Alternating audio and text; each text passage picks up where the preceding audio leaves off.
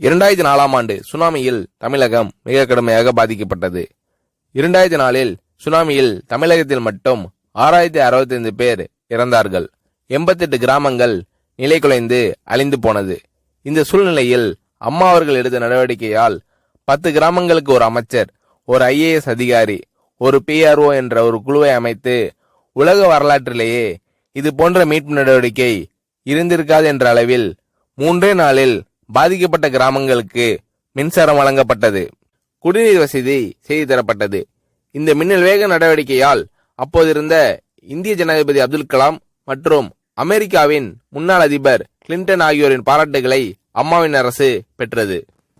அழுத கண்களை துடைக்கும் கரம் கொண்டவர் அம்மா அவர்கள். ஆண்டவன் யாரோ ஒரு நபர் மூலமாக வருவார். தமிழ்நாட்டிற்கு கிடைத்த தெய்வம் அம்மா அவர்கள். சுனாமியில் பாதிக்கப்பட்டவர்களில் 40 பேருக்கு 2 குழந்தைகளும் சுனாமியில் இறந்து விடுகிறது. அந்த 40 பேரும் ஏற்கனவே கருத்தடை ஆபரேஷன் செய்திருக்கிறார்கள்.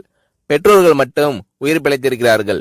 உயிர் பிழைத்தவர்களுக்கு இனி குழந்தை கிடையாது என்ற நிலையில் அவர்களுக்கு கருணைவு ஆபரேஷன் செய்து அவர்களில் பல பேருக்கு குழந்தை பிறந்து அந்த குழந்தைகள் இன்று பள்ளிக்கு சென்று கொண்டிருக்கிறார்கள். நாகப்பட்டினத்தில் அம்மா அவர்கள் மீனவர்களை சந்தித்த போது மீனவர்கள் கதறி அழுதார்கள். அவர்களிடம் அம்மா அவர்கள், நான் இருக்கிறேன், நீங்கள் கவலைப்படாதீர்கள், இழந்து போன உயிரை தவிர மீதி அனைத்தையும் நான் உங்களுக்கு தருவேன் என்று அவர்களுக்கு தேவையான அனைத்து உதவிகளையும் செய்து தந்தார் அம்மா அவர்கள்.